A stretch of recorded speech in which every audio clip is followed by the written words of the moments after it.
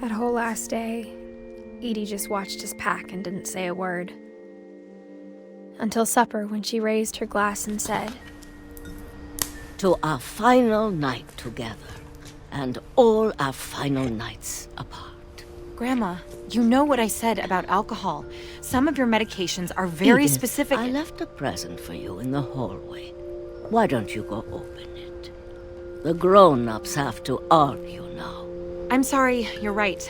We're all leaving tomorrow. Let's just enjoy our last... I'm not leaving. Edith, you're excused.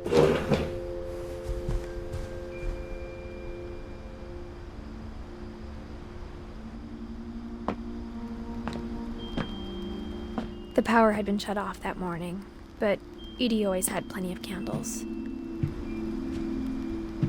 When my mom sealed the library, I don't think she knew about the other entrance.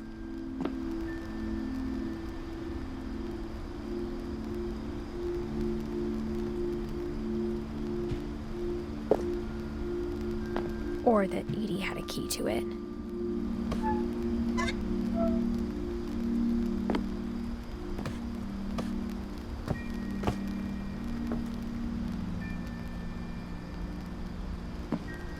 That thing you're afraid of isn't going to end when you leave the house. Edith has a right to know these stories. My children are dead because of your stories!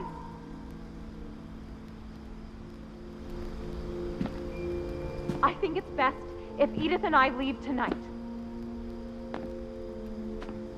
We'll have the nursing home send a van for you in the morning, okay?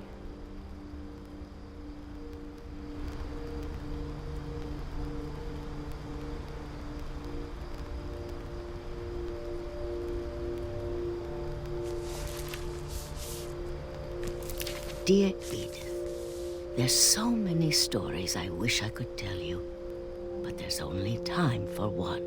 This is about what happened on the night you were born. That night, the tide went way, way out. It was the first and last time I ever saw the old house aground.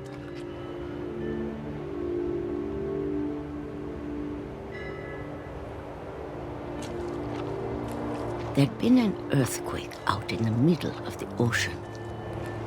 They called it the lowest tide in 1,000 years. God, it smelled awful. You know, I've seen that house every day of my life.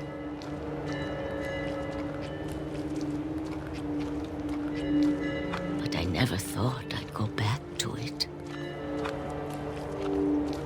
When the fog rolled in, I lost my way.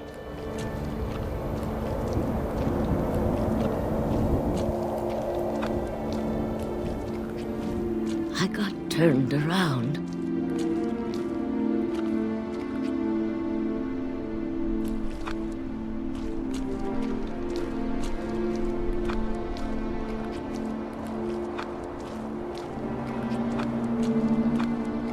For a while, I wandered.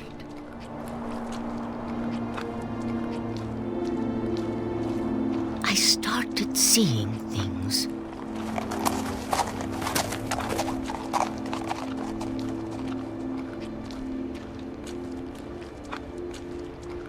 Things I'd forgotten had ever existed.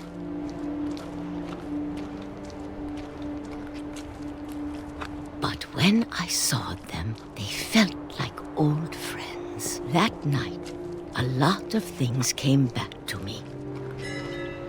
Or maybe I came back to them.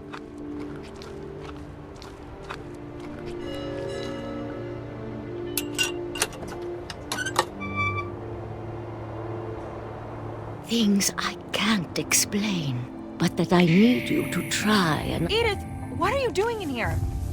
It's mine! Edith! Mom, you're gonna rip it! Let go! I kicked and screamed, but Mom dragged me to the car. I never saw Great-Grandma Edie again. The next morning, the van came to pick her up, but she was already gone. After that, we moved around a lot.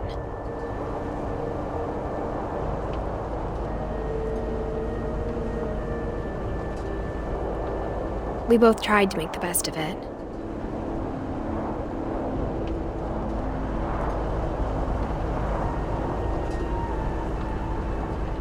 A few years went by.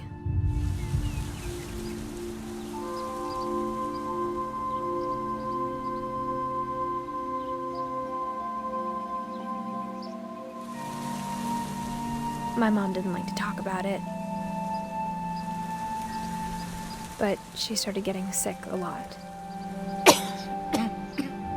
The rest happened pretty quickly.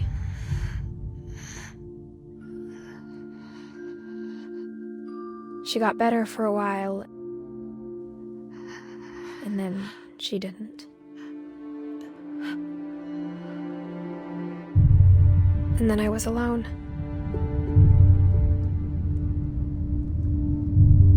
The last Finch left alive.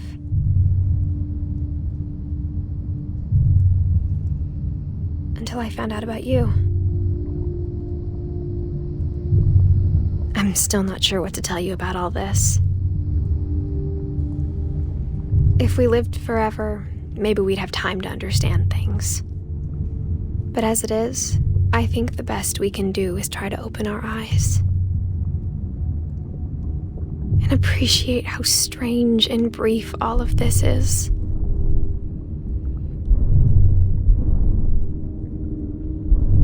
This journal was supposed to be for you. But now I hope you'll never see it. I just want to meet you and tell you all these stories myself. But I guess if you're reading this now, things didn't work out that way.